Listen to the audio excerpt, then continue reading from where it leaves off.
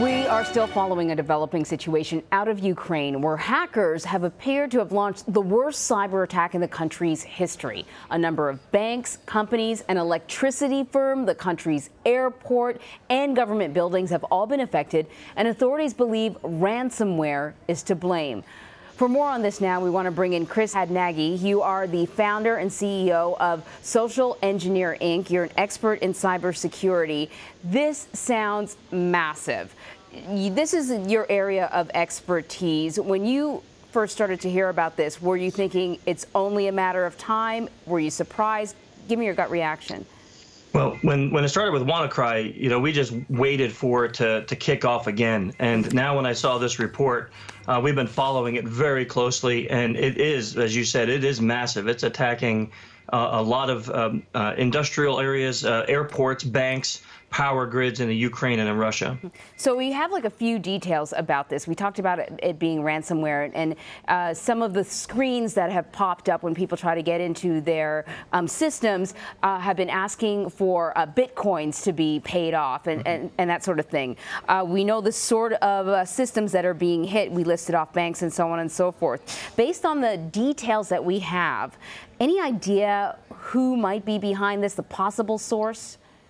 So we don't have an actual person that's involved, but we've been monitoring that Bitcoin address because they have the address there. We've been monitoring, monitoring that. And as of just 30 seconds ago, he's only made there's only been 11 payments to it. About 3,200 US is what's been paid to that account right now. This is massive, though. Could this indicate perhaps that a state, a country was behind this? Could this be a state-sponsored assault? It could very well could be a state-sponsored assault, especially looking at the targets, being that they're main pieces of the government, the countries that are being attacked there. This very well could be a nation-state attack. So then on the flip side, though, is this the sort of thing that one guy with the computer could pull off as well? Well, and looking at some recent research that literally just came out about 30 minutes ago, they're saying that this is, of course, we know ransomware is being spread through phishing emails.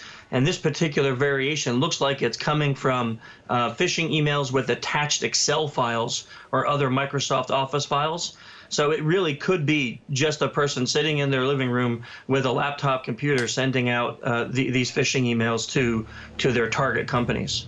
You know what's so scary about this is, we probably heard about it maybe an hour ago or so, and it was only in Ukraine. And in that time, we're hearing about this ransomware popping up outside of Ukraine, a number of other countries being hit, many businesses. And I presume it's because of the interconnected nature of how we conduct business and our personal lives nowadays. In general, how can people protect themselves from ransomware, an attack without giving up an attack like this where they're asking for hundreds of dollars? Is there any way to really protect yourself?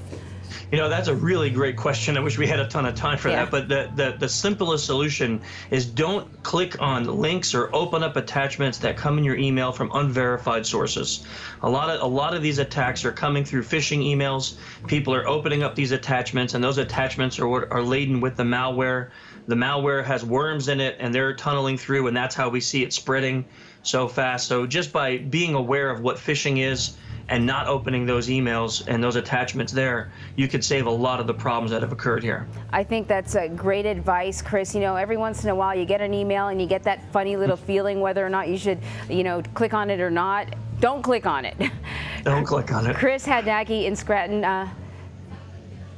Actually, let me just, before you go, I just want to get a little more clarification about the ransomware attack. We haven't really delved into the details, but exactly what ransomware is. Oh, yeah, that's a really good question. I should have started off with that myself. So you think about viruses or malware. So this is a piece of code that's put inside of a file. In this case, it looks like Excel files. When it opens, it encrypts all the data on the computer using a very heavy encryption algorithm. So that means all the data on the computer is now locked, and a screen comes up that says if you want it unlocked, you would need a very long code, and that code's going to cost you X amount of dollars. In this case, it's $300. And they give you a Bitcoin address, and if you pay, there's no guarantee. Actually, there's no reports right now of the 11 or 12 people who have paid. if they've actually had their data released. So the ransom part is your computer and all your data on it gets locked up and encrypted. It's unusable at this point, but if you pay the ransom, there's no guarantee that the attacker's releasing it. So this attack is very similar to one we saw previously called WannaCry. People might have heard about that in the news. What was the end result of WannaCry? Was it disabled? Did people end up paying? Do you know what happened there? Yeah, so actually there was a researcher in the UK who figured out that there was in the WannaCry code there was just like a fail-safe that said if you ping this URL and it comes back as live, then shut everything down. And it was a URL that had like 84 characters or something in it. So that researcher went and bought the URL, and he bought the domain and he made it live. And when WannaCry pinged out and saw it, it went, okay, I'm done, I'm dead, and it shut itself down. So he was able to fix it relatively quickly. I think it was within 24 hours or even less of when WannaCry was launched. Of course, they're using a variation of this, the Petya malware they're using in this particular version too, and they probably learned from their mistakes, and we're not going to see it as easily fixed this time. We just had a map up of all the locations that were hit by WannaCry, and one thing that we're noticing, at least right now, as far as we're aware of, is that this new malware attack has not reached the U.S. yet. Do you think it's only a matter of time, or do you think maybe we're a little more protected than they are in Europe? From what I was reading, there's only 6 antiviruses out there right now that are capturing the signature of this particular malware. So with only 6, I highly believe that we're probably going to see it here in the States. It's targeting companies that use older versions of Microsoft products. And as we know, we see the reports all the time. Updates are not something that a lot of companies do very quickly. So there's a lot of companies out there that are still using older versions of Microsoft Windows or other Microsoft products that are vulnerable to this attack. And with only 6 AVs that are capturing it, there's a great chance that we're not only going to see it in this country, but it may end up being big here too. Okay, you just mentioned something there that you can tell me what this means, because I don't know about all of this world of cybersecurity, but there's a lab that's reporting that they're noticing Microsoft digital signature on this malware. What does that mean? So when you have a signed document or a signed, think of it as a certificate, it says, hey, this is legit. So a lot of companies will have a fail-safe in their systems that say, look for these signatures to indicate that this is a real email, that this is something we can trust.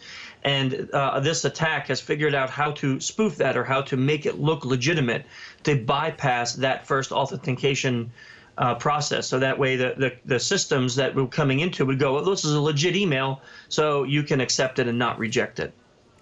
It makes it more dangerous, in essence, a lot more dangerous. Yeah, it sounds like it. It sounds like something that's much tougher for your computer to identify as malicious. I want to ask you a little bit more about this whole Bitcoin element. When I read that, I wasn't even aware of the fact that Bitcoins were that universal, that one could raise a significant amount of money through Bitcoins. I would think that most people wouldn't even know how to go about purchasing and selling and sending a Bitcoin. Well, that may have been true, let's say even a year or two ago, but right now there's a lot of legitimate uses for cryptocurrency. There's websites online where you can go and you can purchase like a bank account where you can put in 3 or 4 different types of cryptocurrency, and you could see its value. I mean, I think when Bitcoin first came out, it was trading $10, $15, and now it's at over 2,400 US per coin. So there's obviously a value in there. You can shop. PayPal and other places are now accepting Bitcoin as legitimate forms of payment. So a lot of people are using Bitcoin as a universal currency as opposed to their currency of their country. So it's much easier now to obtain it, to have a wallet for it, and to use it for purchases. Yeah, it's completely untraceable. So if you're up to no good, it's a great way to move money. I just want to bring people up to speed to let them know exactly what we're talking about. It appears as if the Ukraine is under a massive cyber attack, the largest in the country's history. We're talking about somebody or some entity using ransomware, and it's basically shut down a number of systems: banks, airports, an electricity firm, government buildings. The ransomware asks for a certain amount of money to be paid in bitcoins before they will release the data. It started in Ukraine, but we are hearing now that there are companies in a number of other countries, Russia, France, and a number of other countries, saying that they have also been hit with this ransomware. Talking to us now is Chris Hadnagy, the founder and CEO of Social Engineer Inc. You are a cybersecurity expert, and you say we've seen this sort of thing before. We saw it with WannaCry, but this is much more, it seems much more, well, let's say better coordinated. Yeah, it looks like they've learned from their previous mistakes, and this is spreading very fast, and it's hitting some very high value targets.